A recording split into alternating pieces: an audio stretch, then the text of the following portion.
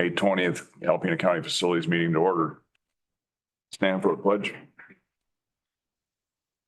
I pledge allegiance to the flag of the United States of America and to the republic for which it stands, one nation, under God, indivisible, with liberty and justice for all.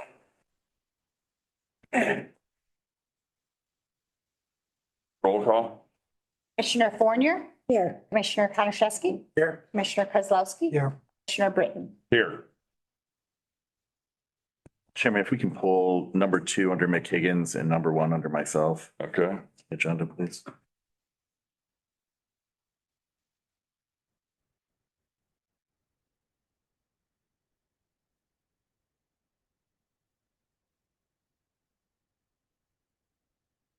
Number 1. Number 2 under McHiggins and. No, and number 1 under you. Yes, sir. Yeah.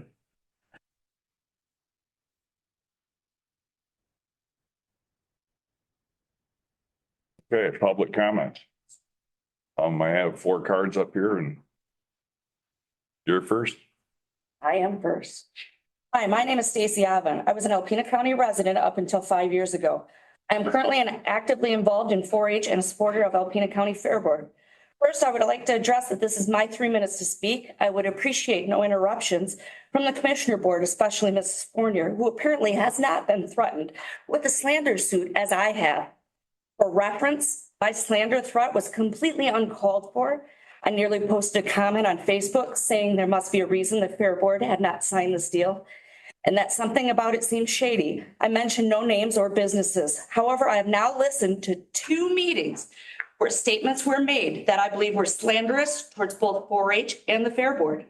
The definition of slander, for everyone's reference, is false spoken statements that cause harm to a person or entity's reputation. At one meeting, an individual claimed they were intimidated by 4-H and afraid to put their children in 4-H. Those accusations are uncalled for and very unprofessional. Many families are involved in 4-H and can attest to the positive experiences, opportunities it provides. At another meeting, a commissioner stated that people were afraid to come forward because they have been harassed and were scared to death of the Fair Board. Mrs. Fournier also stated that at the Ag Society meeting, the Fair Board immediately wanted to know who the 9 people were that voted for the continued support. I was at that meeting. That statement is absolutely false. Someone in the audience yelled out, "Who were those people?" But the Fair Board did not say anything to that effect. Mrs. Fournier, your actions and outbursts have not represented this board professionally, and they are creating more problems through false statements and accusations. In my opinion, the Fair Board has handled this professionally. In fact, they released very little information until the Ag Society meeting. Since then, they have spoken publicly to defend themselves and clarify why they have not signed this deal. These accusations against the Fair Board and 4-H can negatively impact organizations that have had strong community support for them for many years. If this board chooses to move forward with Blackwater, I hope you carefully consider all aspects, including the bike path, boat launch, playground, and the fairgrounds being the starting point for the 4th of July parade, just to name a few. I also hope that because this is a lease and not a purchase, the county will require all improvements to be brought before the board for approval before any work is done. The county should be fully aware of intended improvements and costs to ensure projects are being done appropriately and within a budget the county can afford to pay back if they need to do someday. Commissioners should also determine what truly qualifies as an improvement that gives Blackwater control over facilities. For example, simply painting barns or making minor repairs should not justify complete control over them. Fair Board members, 4-H families, volunteers, and local businesses have donated time, labor, and money to maintain these grounds for years. My understanding is that all the livestock buildings were built through the community efforts. I personally would not approve this large of a venue for this area. However, if you move forward with this venue, I ask that you take more control over this lease. This is county property. It is not a sale, and all parties should respect the facilities and obtain approval for future plans and improvements. One other thing I would like to mention is I just threw out some numbers for storage. You guys have used it for campers for years. One camper, 8 foot by 20 foot long, is 160 square foot. $2.50 a square feet is $400. 50 campers alone raises you $20,000 roughly. Where does that money go? Because you have never bought a light bulb that I know of when fair comes around 4-H and Fair Board has had to buy light bulbs to replace in those buildings. I also would like to make a reference that I have a shirt on that says I'm a farmer. I do not represent every farmer. I am an individual. Just as Ag Society does not represent being on Fair Board. Fair Board is their own people, just as you are the commissioners. We are not commissioners. We are out here. So in my closing, I'd just like to say thank you for your time today. And I hope that we can all move forward with a better understanding and appreciation for everyone involved. And if anybody would like to see my slander suit that was slapped against me, I have the paperwork. So if you guys want it, Yes, I'll gladly give it to you. Actually, you know what? I'd like to hand it to you so you can deny you didn't get it. thank you. Thank you. Make sure that's the paper. Thank you. Oh, slap it up. Aaron Altman.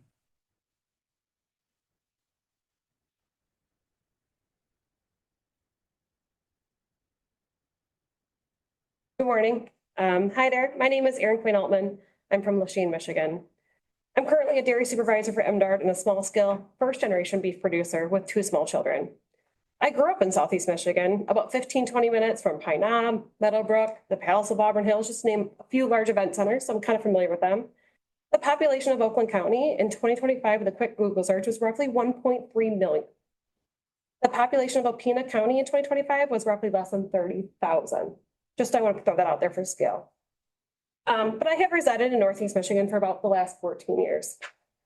As a small beef producer, I direct market all of our beef primarily to customers in Southeast Michigan. To do this efficiently and with a sustainable business plan, every market, customer sale, butcher date is already currently booked through December. As a supervisor of 9 staff, my staff meetings are already booked until the entire rest of the year. In both of these roles, the very first thing I do is book locations, meeting rooms, butcher dates, market slots, etc., before my staff or customers even know. And then once everything is arranged, I advertise, I send an email, I send a meeting invite months in advance. If my staff doesn't show up or my customers don't pay within reason, there are repercussions for both. I'd say I'm kind of successful in a small potato kind of way. I'm just a small potato. Last night, Blackwater issued a press release about hosting a large-scale event in arguably one of the busiest weekends in Northeast Michigan in the summer. With no announced location, no advertising, no tickets for sale currently, they stated in the press release that they intend to make this large-scale event global. The global event, global scale. A simple Google search for Extreme Sports World Series, as they had stated in their press release, only brought back one Alpena News article that was released yesterday with Blackwater's press release. This event has been announced to take place in 3 months. From a management standpoint and a business standpoint, this isn't viable. Honestly, it's comical at this point. I'm asking you to step back and ask yourself, is this a company you want to do business with? This company that has no proven track record, who you may sign a contract with for 40 years at a taxpayer-owned public park. This company that seemingly has no plan for a large-scale event in 3 months. I've been duped a few times in my life, don't get me wrong, but I've learned from my mistakes and I hope that you can learn from yours. Please, I ask you to take a step back and do what is best for the folks that reside in this county. Thank you. Thank you. Ian, can't read it, so it looks like it starts with a K. Thank you very much. Well, good morning, commissioners. My name is Ian Kempf. I'm currently serving in my 21st year as a Lapeer County Commissioner. I'm also in my 28th year as the manager of the Eastern Michigan State Fair, and I'm here today in my acting role as president of the Michigan Association of Fairs and Exhibitions. I drove here today specifically to talk about the situation with Alpena County Fairgrounds. And I want to be clear, I'm not here to tell you this is a good deal or a bad deal. I have, to be honest, not read the deal. What I am here to tell you is that many fairgrounds across Michigan, including the Eastern Michigan Fairgrounds, have faced moments of serious uncertainty over their history. Our own fairgrounds 28 years ago was over $300,000 in debt, and we were borrowing the money to pay the interest on the note. At that time, we held a public meeting. The community made it clear to us They did not want to lose their fairgrounds. From that point forward, citizens, volunteers, board members, and supporters worked together over many years to pay back that debt, to clean up the grounds, and to rebuild the facility. Today, in my opinion, it is one of the nicest fairgrounds in the state of Michigan. I am prejudiced. But we have reinvested over $6 million into that facility, all at no taxpayer expense. Now, that did not happen overnight, but the long-term rewards of having a fairgrounds located within our community far outweigh the quick financial gain that might have come from selling or leasing our fairgrounds.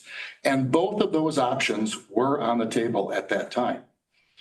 There are many reasons most fairgrounds in Michigan are over 100 years old, and that they are amongst the oldest institutions in any community.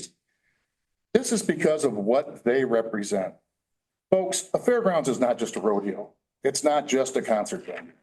It is families, it's generations, it's youth, agriculture, community, memories, and its tradition.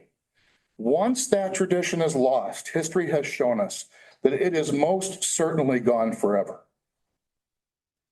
Again, I'm not here to say whether this is a good deal or a bad deal. I'm here to ask you to think long and hard about this decision and how it will affect generations to come. Because I can tell you firsthand that this fair has positively impacted generations for 152 years. And if it is positively, if it is treated with care and concern and commitment, it can surely last another 152 years of positive impact on this community. Thank you very much. I am leaving all of my information. If there's anything I can do to help you or answer any questions, I would be more than happy to do so. Thank you. Thank you. Hey, Cindy Krentz. Tough act to follow. Oh, boy. That's a hard one to follow. Hello, I'm Cindy Krentz, and I'm a lifelong resident of Alpena City in Alpena County. So what I have to say here today is obviously I am not for the Blackwater proposal. But for decades, the county, Fair Board and 4-H families have worked together toward a common goal, supporting the youth of our community. Every one of those barns built down there at the fairgrounds was built with 4-H families, volunteers, Fair Board members, and generous donations from our county, our community. For years, the agreement was simple. The Fair Board and 4-H used the barns during the summer for fair and youth activities, while the county used them during the winter months for billable storage income. It was a partnership that benefited everyone. Please understand how passionate our community is about the possible loss of this facility, considering the countless hours of volunteer work and fundraising that have gone into the construction of those barns and all the other miscellaneous items that have been donated. There are some of you who believe the proposal will benefit our youth. However, if this is truly the case, there wouldn't have been as much difficulty in reaching a fair and clear agreement between the Fair Board and Blackwater. Even with the county's proposed compromises, there are still some gray areas that could significantly impact our ability to continue holding our yearly fair and many other events that take place at our county fairgrounds. I'm not opposed to Blackwater in our community, but just not at our fairgrounds, especially for a 30-year lease. All the infrastructure already in place and built with volunteer labor and community funds, it's just not the right thing to do for our community. It's not too late for Blackwater to have an optional area. So I'm hoping that the commissioners will take that into consideration, maybe give them some different properties to build their structure. But again, that's just my thought. Thank you. Thank you. Anybody else in the audience?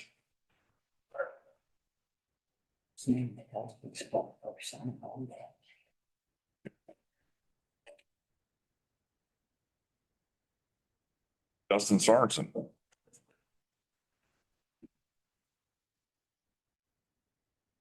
My name is Justin Sorensen, resident of Alpena County here. I recently spoke before this Board of Commissioners asking who is in support of the Blackwater project. Approximately 45 minutes later, I was addressed by Commissioner Fournier. You made a decision not to respond as I spoke. You made a decision not to respond when the commissioners spoke on the plans of Blackwater. You made the decision to wait until the end of the meeting when no one could question your statement. Commissioner Bray's exact words were, "I know I'm not supposed to respond because this is a public comment." And then she proceeded to comment on Tricia Udell's public comment. Shortly after that, Commissioner Fournier made her decision to break procedure as well and respond to my public comment. Both commissioners knowingly doing and saying whatever they feel like, whenever they feel like it. In regards to Commissioner Fournier's response, she stated a lot of people are scared to death of the Fair Board. She repeated 2 more times stating people are scared of the Fair Board, and she understands why. The next day, after backlash, she changed her statement. I'm sorry, but after 45 minutes of thinking how to respond, you don't accidentally misspeak 3 times. You have shown your true colors by attacking the Fair Board multiple times now. In one commissioner meeting, you threatened to terminate their contract and get them out within 90 days. That was your first approach to resolve the issue, was to terminate the contract and get rid of the Fair Board. Any commissioner that agrees with or tolerates this inappropriate behavior is just as guilty. As the public, if we speak out of line in this meeting, he pounds his gavel and he stops us. Multiple times, you have stepped out of bounds in the meeting and spoke, and nothing has been done. I would like to close with a reminder. You were elected to be a representative of the citizens. We don't care if you don't want to lose Blackwater. You work for us, not them. Thank you. Thank you.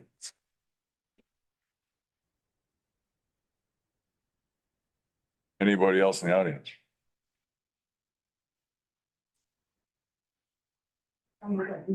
Yes. Okay.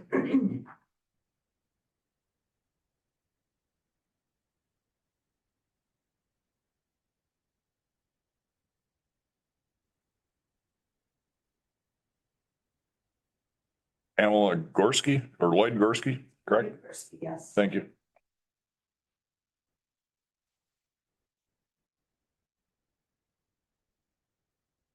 Thank you for this opportunity to talk.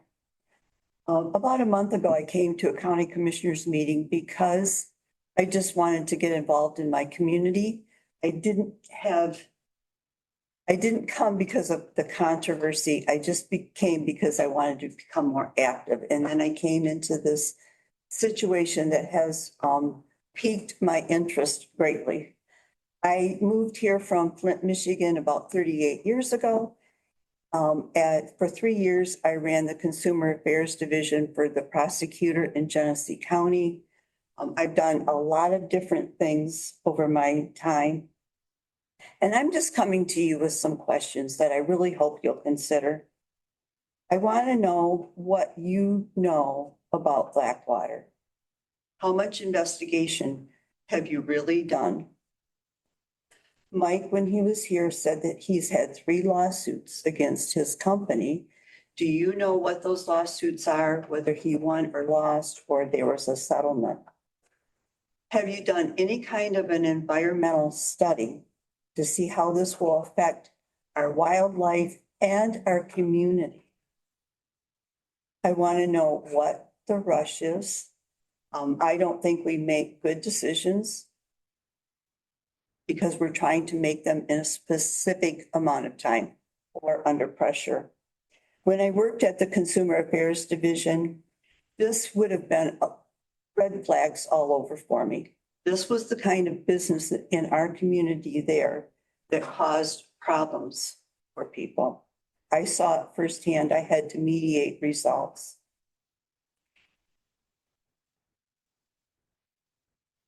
I'm curious, Blackwater went to several other places in Alpena. I don't know why they didn't work out, why that wasn't a good fit for them and why they were told no. I don't know that. There's a lot of stuff I don't know. So I'm asking you, do you know? I went to the fair board meeting.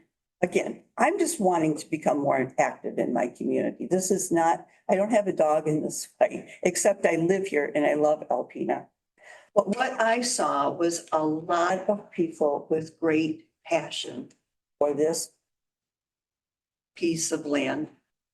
And I feel like rather than arguing and fighting with each other, if we could find a way to sit down, there's so much passion in this group.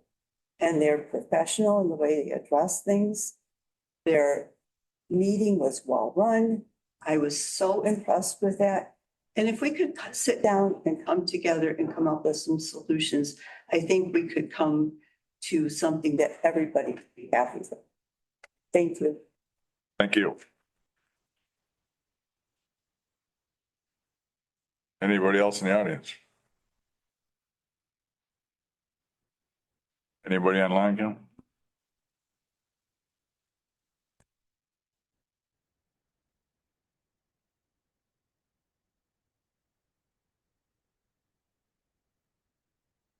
It's a hard, I mean, someone wants to talk?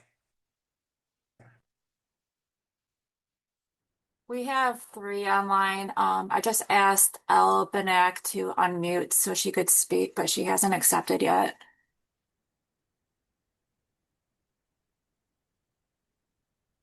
Am I unmuted now?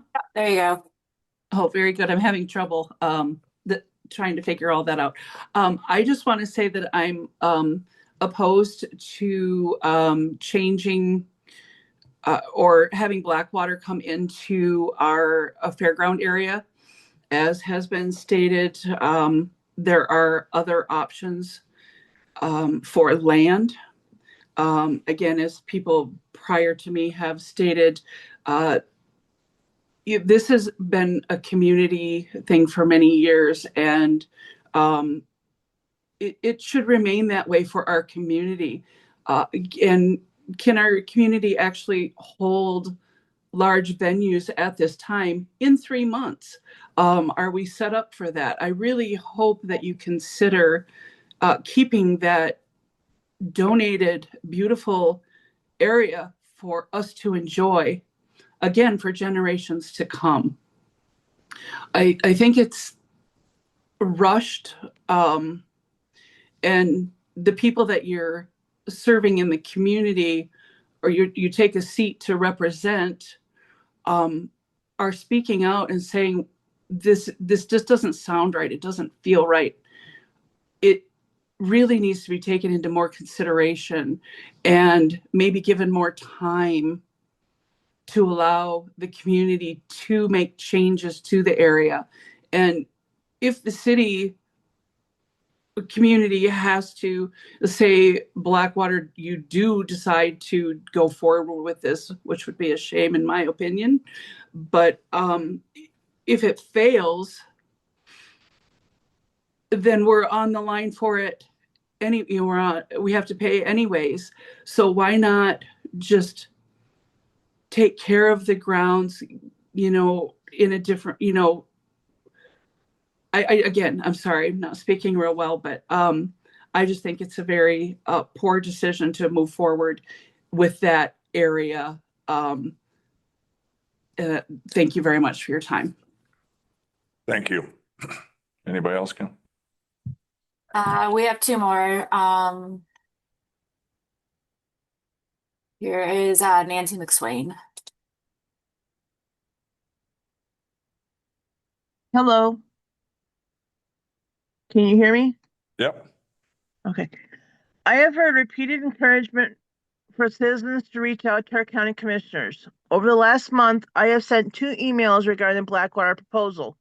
While 3 commissioners did respond, thank you, my own representative, Commissioner Lucille Bray, has not yet acknowledged either message, despite the fairgrounds being located within our district. As you are certainly aware, there is significant public controversy surrounding the proposed contract with the newly formed Blackwater LLC. The company has claimed that they have had boots on the ground in plans and development for over a year. If that were truly the case, many of us living near or invested in the fairgrounds would likely have known much earlier and had more chances to make our concerns better known. Many of us are also concerned for the potential disruption of the wildlife sanctuary directly behind the fairgrounds. If Blackwater genuinely intended to work with the community and the neighbors of the fairgrounds, we deserved an opportunity to provide input from the beginning, not after major decisions were already underway.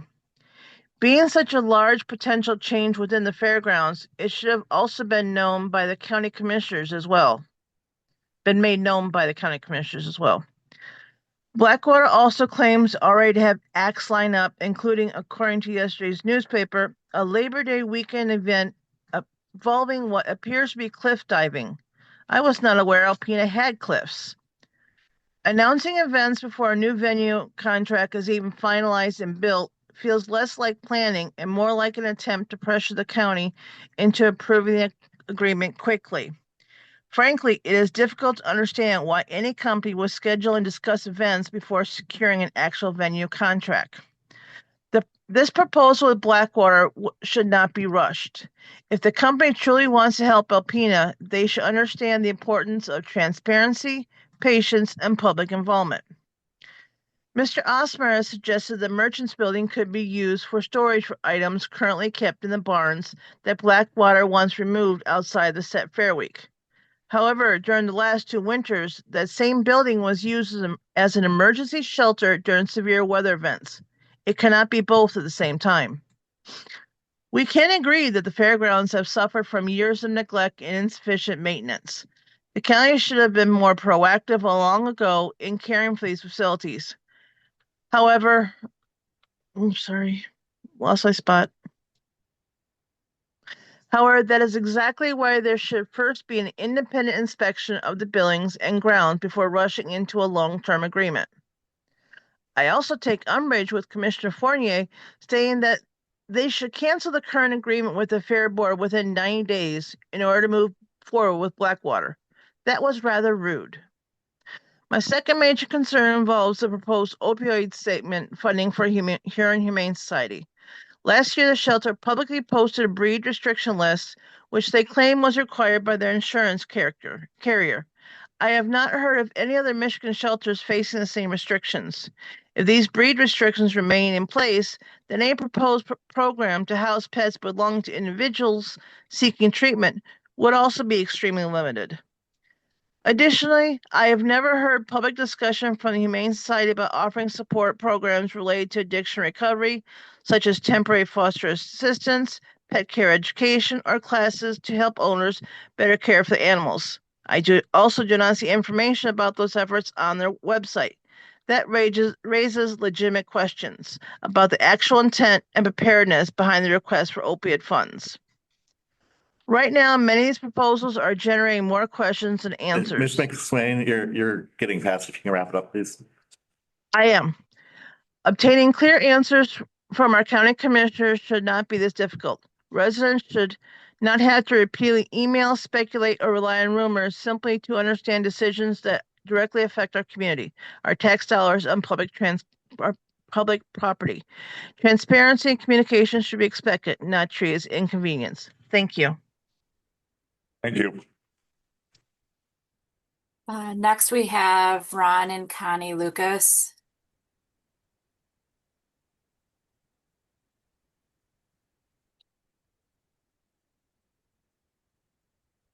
Hello, Hello. this is Connie Lucas, Alpena County resident, longtime 4-H'er, 4-H supporter, and fairground supporter. My statement is the fairgrounds is more. It's not 1 week of fair, as Commissioner Bray and Fournier suggest. Proof is in the videos Trisha Udall has presenting in the past week. In the polls Alpena News took, I can't even believe on the Alpena News one, more people wanted a millage to repair the fairgrounds and keep it going. Who asked for a millage? We would do grants and funds. And are you listening to the community? Have you checked these social media polls? There's nobody in favor of Blackwater, not to be against Blackwater itself, but the concept of what they want to do to our beautiful fairgrounds that can be made beautiful and not a dump. And thank you for not having the homeless there, but where are the homeless? There should be facilities for these homeless people to gain their right to have a home and a job instead of throwing them in a tent at the fairgrounds. Thank you, and I wish my Commissioner Travis would return calls. That's all I have to say. Thank you. That was it for public comment online. Okay, so that's the end of our public comment. Is Mick joining us or we? He's where he was on the agenda. Mick sent us an email. He is doing an FAA inspection this week. Okay, so I'll just run through the airport report. Employments are down a little bit year to date. It looks like 453. The total employments are 2483 compared to 2936 last year. So we're down 453. Fuel sales for April were up on the SkyWest contract, up on the Jet Retail A, and up on retail 100 low lead. So up overall. Oh, let's see here. Equipment report seems to be that everything is operational. Did we take delivery on one of the plows? Is that correct? Two. Okay. Sorry, I was expecting him to do this, not me.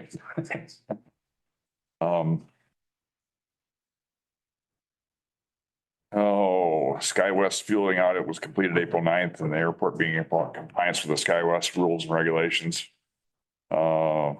28th, 29th, and the 30th of April. The airport received, oh yeah, there it is, the two plow trucks, sorry. May 5th was a scheduled visit from the airport director's office from Detroit to discuss funds available for airport projects and equipment. This will include a new snowblower for the airport. The 18th, 19th, and 20th was FAA certification inspections. That must be where he's at.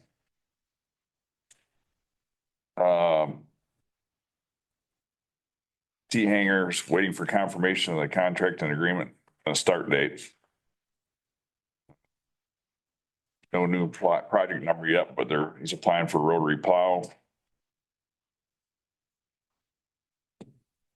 No new project number yet, but for there's assigned to the updated airport layout plan. And his report. Oh, you can't answer this, probably. Probably not. Travis knows, but those two pieces of equipment that are down, do you know what he plans to do? You mentioned it. Yeah, the blower, there's hydraulic pump issues with that. They're actually downstate in at BJ Hydraulics getting rebuilt, and they're actually done. We're gonna send somebody to pick those up probably next week. And then Midwest Diesel is gonna put them back on, and that would be back in service. God willing, we're not gonna get any snow. Yeah, we shouldn't. And then the E-Poke is the salt spreader with the belly plow. That is at La Crosse Service to get some welding done on the back end. Okay. Yep. And I can call him and check with Mick and see where they're at with that. He's had it for a little bit now. Okay, thanks. Thank you. Yep. Nick, you're up.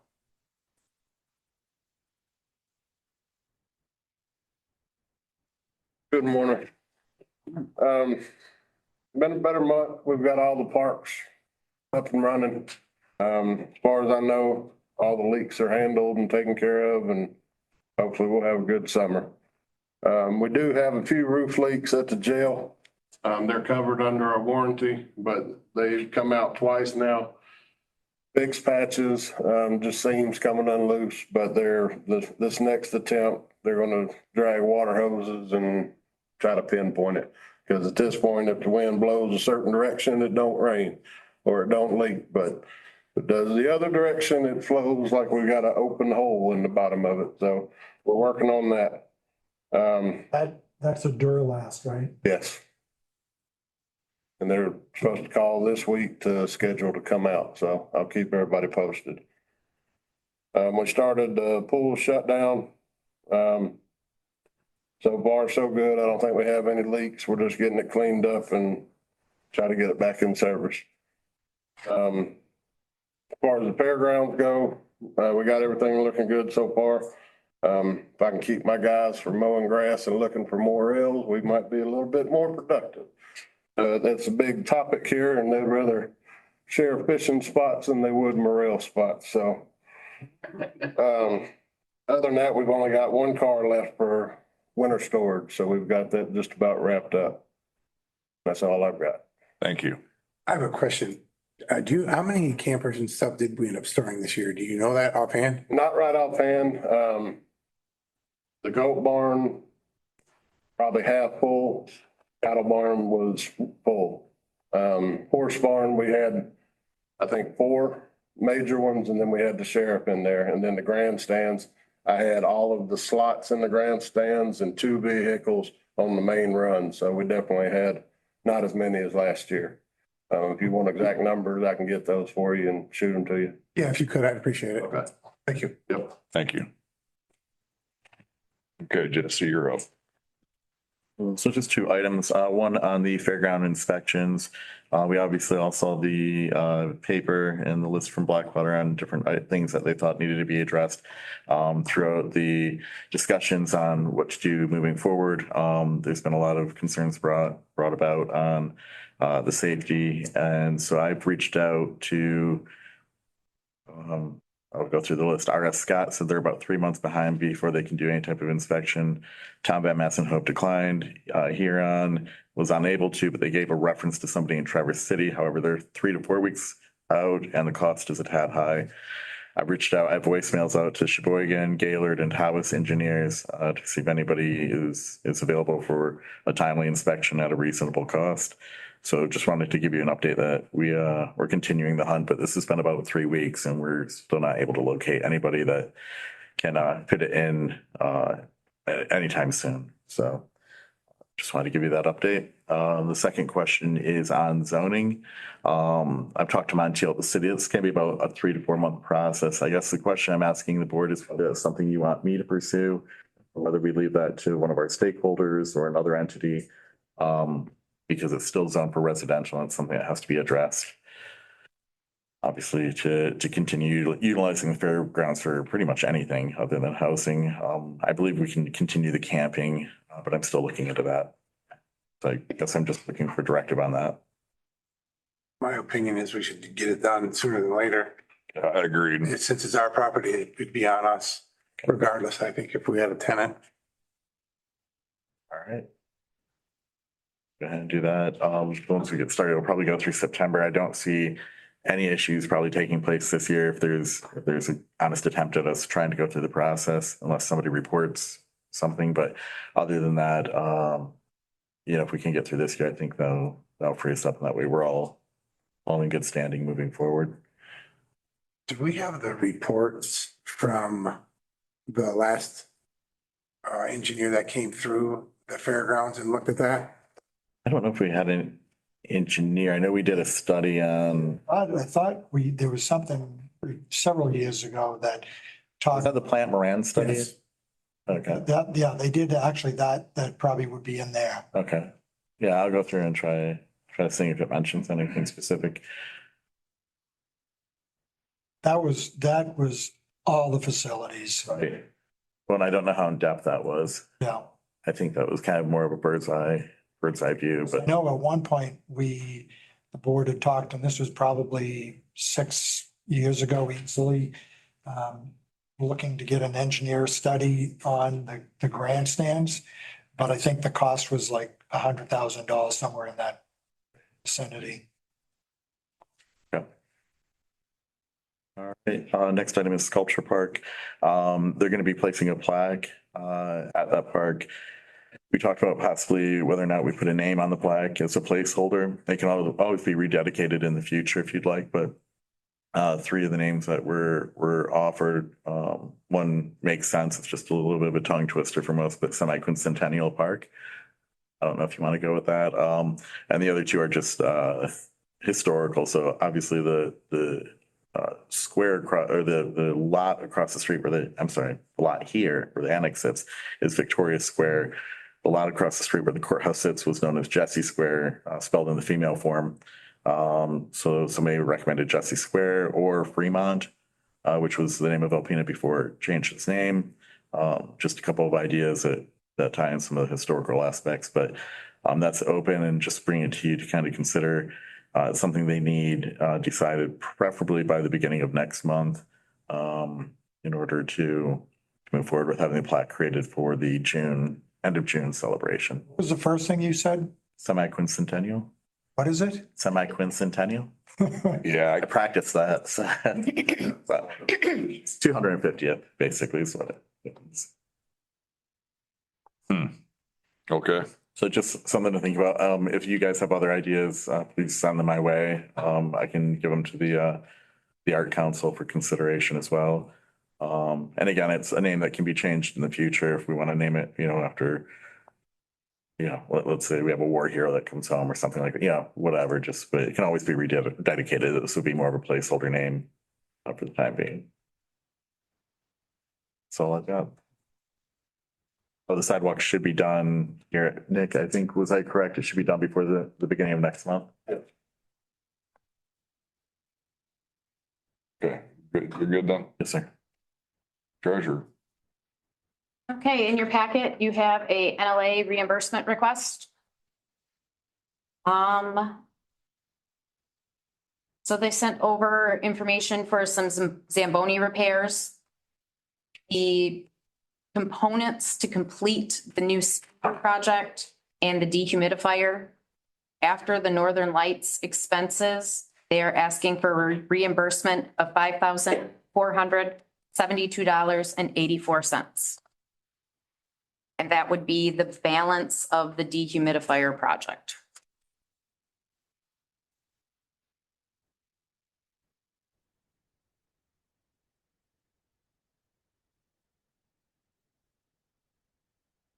Have they received any yet this year? I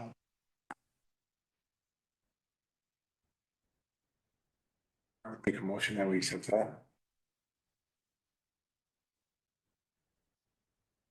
For support. I'll support it. I do have questions. We can table that until they're able to come and answer the questions. I'm not opposed to that. I mean, let's have our discussion and then at least people will know what the questions are. Okay.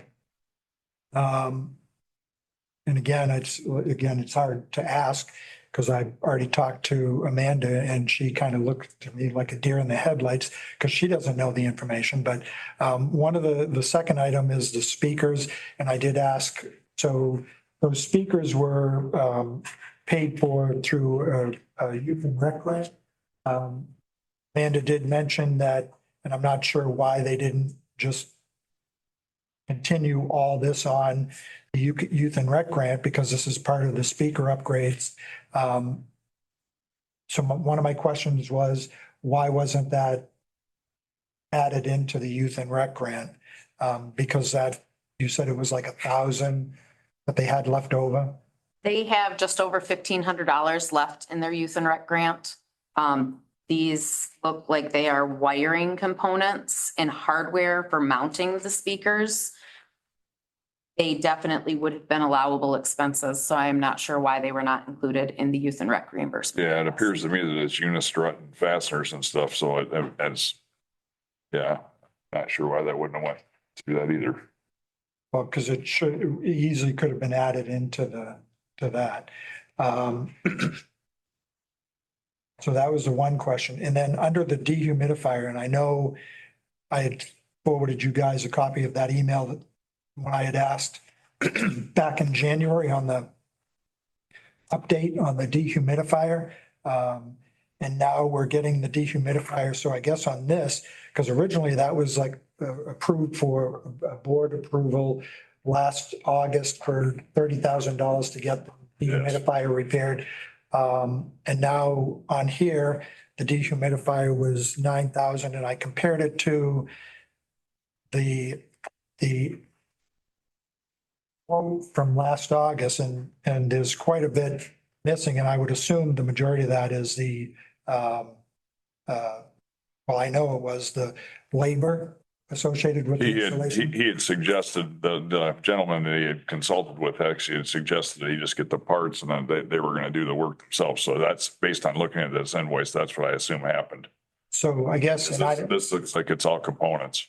so, and I don't know, and this was one of my questions, if it was replaced by Jeremy, most likely, right? Is there any type of warranty?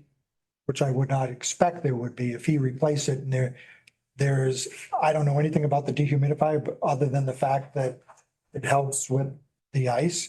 So I guess my question is, this is quite a bit of difference from 30 to 9,400. So that was just my other question, is what type of, is there a warranty? Is this something that would be warranted if they had done it? I'm not saying that we should have had them do it for an additional 20,000 more, but just questions that I had on that. I think we'll just go ahead. If I think I'm okay with retracting my motion until we can get some answers. Okay.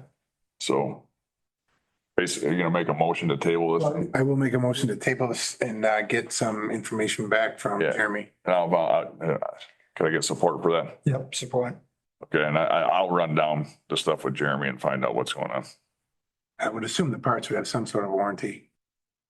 Yeah, I'll ask the questions and we'll bring it back to the next meeting.